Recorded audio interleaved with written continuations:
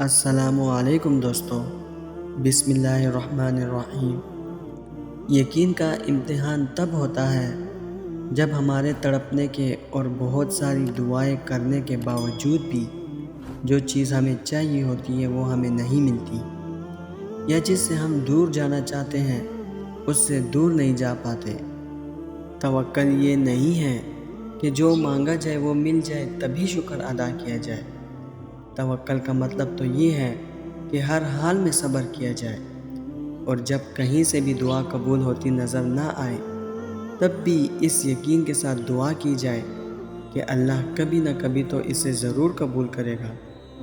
توکل تو یہ ہے کہ جن چیزوں کو تم سمجھ نہیں سکتے ان کا فیصلہ اللہ کے سپرد کر دیا جائے۔ توکل تو یہ ہے کہ جس میں تمہاری رضا نہ ہو اس میں بھی راضی رہا جائے۔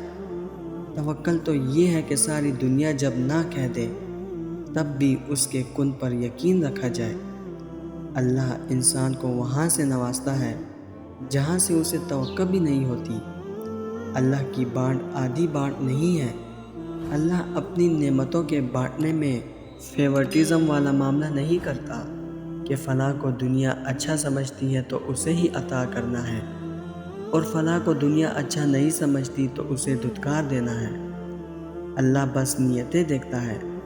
اللہ بس یہ دیکھتا ہے کہ کس کے دل میں اللہ کے لیے محبت ہے، اور کون اس چیز کو پانے کی زیادہ شدت رکھتا ہے جو وہ اللہ سے مانگ رہا ہے۔ وہ بس خلوص دیکھتا ہے کہ کون اس کا اتنا خوف اپنے دل میں رکھتا ہے کہ اپنی چاہت کو پانے کی خاطر وہ ذرائع موجود ہونے کے باوجود بھی کوئی غلط راہ اختیار نہیں کرتا۔ وہ بس طلب دیکھتا ہے کہ کون اس کے انعام کی طلب رکھتا ہے اور پھر اس طلب کی خاطر صبر کرتا ہے۔ یہی سب دیکھ کر اللہ فیصلہ کرتا ہے کہ کس کو کیا، کب اور کتنا دینا ہے۔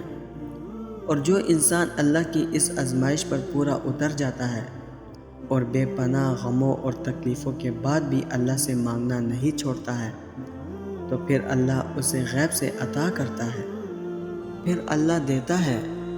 اور یاد رکھیں کہ جب اللہ دینے پر آتا ہے تو اتنا دیتا ہے کہ انسان کا دامن تنگ پڑ جاتا ہے، لیکن اللہ کی نعمتوں کی روانی نہیں رکتی۔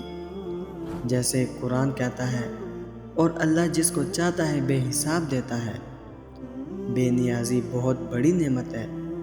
اللہ کے سوا کسی سے کچھ نہ چاہنا، اللہ کا آپ کے لیے کافی ہو جانا، اس کی محبت کا، اس کی توجہ کا، اس کے ساتھ کا، اس کی مدد کا، اس کی قربت کا، اس کی عطاؤں کا، اس کی رضا کا، اس کی تعریف کا، اس کی خوشی کا ہمیں کافی ہو جانا، اس کے سوا کسی سے کسی شے کا محتاج نہ رہنا۔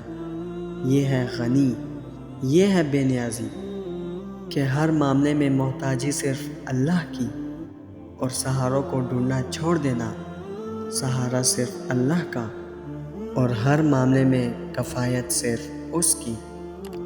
اللہ ہمارے دلوں کو غنی سے بھر دے، ہمیں اس دنیا اور دنیا والوں سے بے نیاز کر دے، ہمیں اپنی ایسی معرفت اور محبت دے کہ نظریں ہر معاملے میں سب سے پہلے آپ کی طرف اٹھے۔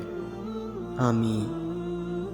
دوستو، میں امید کرتا ہوں اس ویڈیو نے آپ کو فائدہ ضرور پہنچایا ہوگا اور آپ کے دل کو سکون ضرور ملا ہوگا۔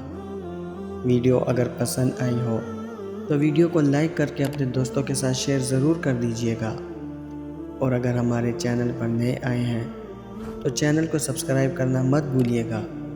انشاءاللہ ملتے ہیں اگلی ویڈیو میں۔ اپنا بہت خیال رکھیے گا۔ اللہ حافظ۔